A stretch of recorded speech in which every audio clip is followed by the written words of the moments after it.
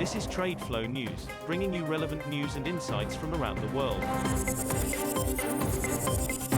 TradeFlow News, enabling trade for SMEs and economies worldwide. These are some of the key topics that we will be looking into in today's program.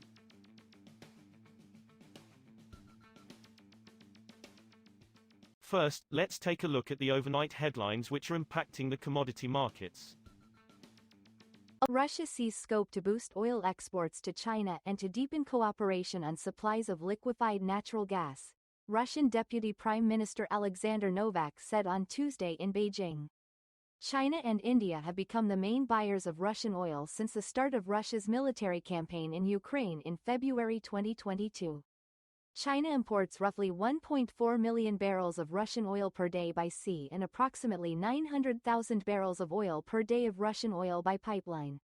Russian President Vladimir Putin derided the sanctions, saying they would not significantly affect the Russian economy and talking up Russia's importance to the global market.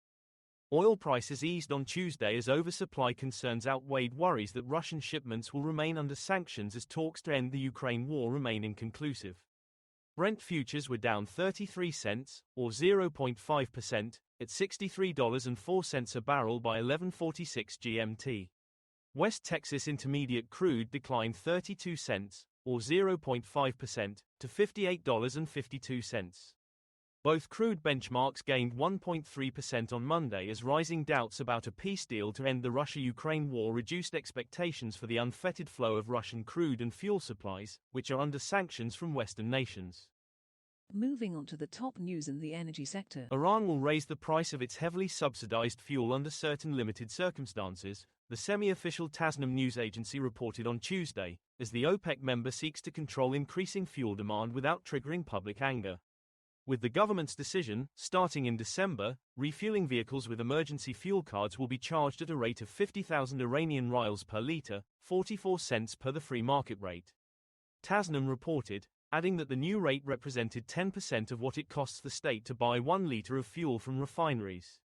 Emergency cards can be used at fuel stations if the driver is not in possession of their smart card, introduced in 2007, which allows them to purchase up to 60 litres of fuel at 15,000 rials per litre, 14 cents, and up to 100 litres at 30,000 rials per litre, 27 cents. India's Russian oil imports are set to hit their lowest in at least 3 years in December, down from multi-month highs in November, as refiners turn to alternatives to avoid breaching Western sanctions, trade and refining sources said. Britain, the European Union and the United States have tightened sanctions on Moscow over the war in Ukraine, with Washington's latest measures targeting top Russian producers Rosneft and Lukoil. Separately, the EU has set a January 21 deadline after which it will decline fuel from refineries that handled Russian crude within 60 days of the bill of lading. Next, we have the top news in metal markets. China's net gold imports via Hong Kong in October fell about 64% from September, Hong Kong's Census and Statistics Department data showed on Tuesday. As the world's leading gold consumer, China's purchasing activities can significantly influence global gold markets. The Hong Kong data may not provide a complete picture of Chinese purchases, as gold is also imported via Shanghai and Beijing. Iron ore futures rose on Tuesday as proposed cuts to Chinese port fees are expected to discourage long-term stockpiling. The most traded January iron ore contract on China's Dalian Commodity Exchange gained 0.51% to 794 yuan, $111.90, a metric ton. The benchmark December iron ore on the Singapore Exchange was 0.59% higher at $105.65 a ton by 0709 GMT. China has proposed to lower port fees for state-owned enterprises holding cargoes under 30 days, a move that ANZ analysts said would discourage long-term stockpiling and accelerate inventory turnover, possibly tightening spot supply during periods of restocking. We will now look at the top news in the agricultural sector. European Union soybean imports for the 2025-26 season, which began in July, reached 4.66 million metric tons by November 21, down 14% from the same period a year earlier, according to data published by the European Commission on Tuesday.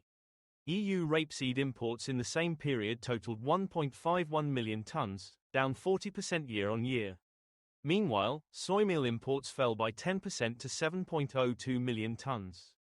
EU palm oil imports were at 1.12 million tons, down 18% from a year earlier. That is all for today's news on commodity markets. Stay tuned to TradeFlow News as we continue to provide you with more updates. We also invite you to follow us on Twitter at TradeFlow News, which allows you to watch our program on your mobile device or desktop to receive information from there.